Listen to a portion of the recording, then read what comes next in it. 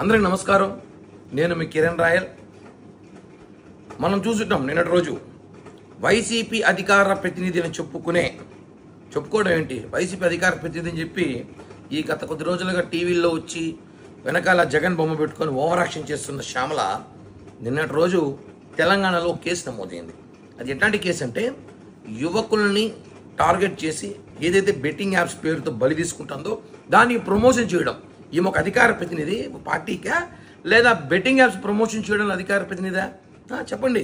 ప్రతి ఒక్కడి వ్యక్తిగత విషయాలు, ప్రతి ఒక్కడి వ్యక్తిగత జీవితాలు ఈమె వేలు పెడుతుంది. వాళ్ళని నరికేయాలి, వాళ్ళని తాట తీయాలి, తొక్కి పెట్టాలంటుంది.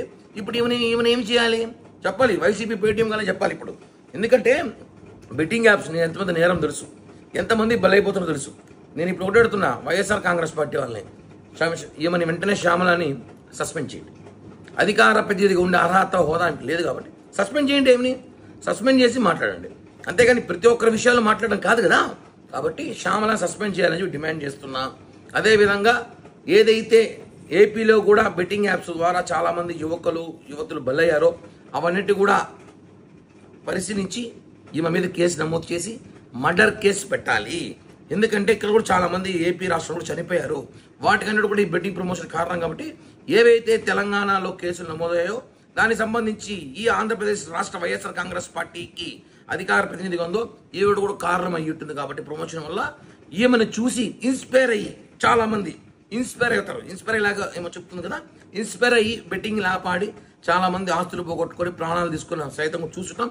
కాబట్టి ఈమె సూక్తులు, ఈమె ప్రవచనాలు అందరూ చెప్తుంటుంది చాలా వరకు.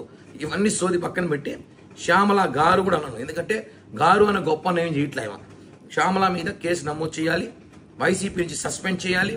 అధికార ప్రతినిధిని ఆమె వైసీపీ పార్టీకా లేకపోతే బెట్టింగ్ యాప్స్కా? కాబట్టి ఆమె మీద చర్యలు తీసుకోవాల్సిందిగా ఏపీ పోలీసుల్ని కోరుతున్నాను.